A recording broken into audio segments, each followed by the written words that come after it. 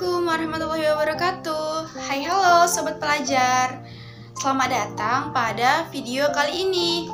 Nah, pada video kali ini saya akan membawakan materi tentang ilmu pengetahuan. Nah, pada kali ini kita akan membahas materi mengenai hakikat ilmu sosial dan ilmu pengetahuan sosial ditinjau dari definisi, tujuan pembelajaran, tempat pembelajaran, dan pendekatan pembelajaran yang digunakan. Nah, materi yang kedua itu adalah disiplin ilmu dalam rumpun ilmu-ilmu sosial. Langsung saja ya, kita masuk pada materi yang pertama. Nah, materi yang pertama yaitu hakikat ilmu sosial dan ilmu pengetahuan sosial. Nah, jika kita tinjau dari definisi, maka ilmu sosial itu sebenarnya berasal dari kata social science yang merupakan bidang ilmu yang berkaitan dengan manusia dalam konteks sosial. Nah, yang termasuk ilmu sosial itu apa aja sih teman-teman? Nah, yang termasuk ilmu sosial itu ternyata ada 6. Yang pertama itu adalah geografi, yang kedua ada sejarah, yang ketiga itu ada ekonomi, yang keempat itu antropologi, yang kelima ada sosiologi, dan yang terakhir yang keenam itu ada ilmu politik.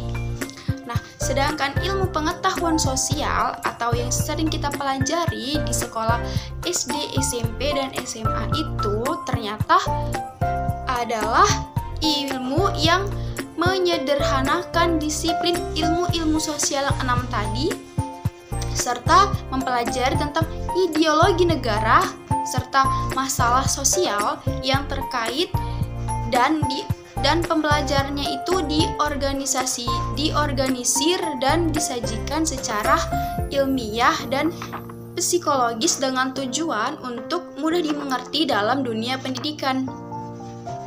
Nah, kemudian jika kita tinjau dari tempat pembelajarannya, ilmu sosial itu ternyata dipelajari dan dikembangkan untuk pendidikan tingkat tinggi, seperti misalnya di perguruan tinggi atau di universitas-universitas lainnya yang mengambil mata kuliah berbau dengan ilmu sosial.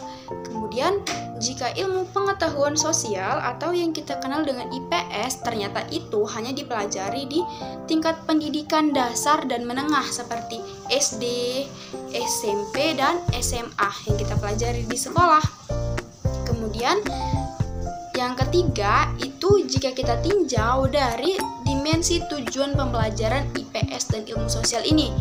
Nah, untuk tujuan pembelajaran ilmu sosial atau social science yaitu untuk mendorong dan menemukan pengetahuan baru serta menjalin pengetahuan yang sudah ada sebelumnya dengan pengetahuan yang baru saat ini begitu. Kemudian yang kedua yaitu adalah IPS atau social study. Pertama itu untuk mengembangkan kompetensi dan keterampilan hidup bernegara. Jadi teman-teman, kita itu dari SD dan SMP dan SMA itu ditempa dalam pembelajaran IPS itu untuk dapat bertanggung jawab dan hidup bermasyarakat yang apik dan sejahtera. Nah, jika ditinjau dari pendekatan atau yang keempat, yaitu ilmu sosial ini menggunakan pendekatan disipliner. Jadi, karena ilmu sosial diperuntukkan bagi pendidikan tingkat atas, jadi model pendekatan yang digunakan ini disipliner gitu. Jadi disiplin ilmu. Kemudian, jika ilmu pengetahuan sosial atau social studies itu menggunakan pendekatan interdisipliner dan multidisipliner. Nah, selesai sudah materi kita yang pertama mengenai hakikat ilmu sosial dan ilmu pengetahuan sosial. Untuk itu, kita lanjut pada materi yang kedua, yaitu disiplin ilmu-ilmu sosial. Kenapa kita mempelajari disiplin ilmu-ilmu sosial? Karena yang kita pelajari antara ilmu sosial dan ilmu pengetahuan sosial itu sangat erat kaitannya dengan disiplin ilmu-ilmu sosial. Nah, jadi seperti yang saya bilang di awal tadi, bahwasannya ilmu sosial itu terdiri dari 6. Apa saja teman-teman? Ada yang ingat? Itu antropologi, kemudian sosiologi, ekonomi, geografi, sejarah, dan ilmu politik. Nah, kita masuk yang pertama, yaitu antropologi. Nah, jadi antropologi dalam disiplin ilmu sosial itu ternyata mempelajari tentang budaya-budaya manusia mulai dari zaman praaksara sampai kita zaman modern sekarang ini gitu. Jadi yang mempelajari itu ternyata ilmu antropologi, teman-teman. Nah, untuk yang kedua itu adalah sosiologi, gitu kan.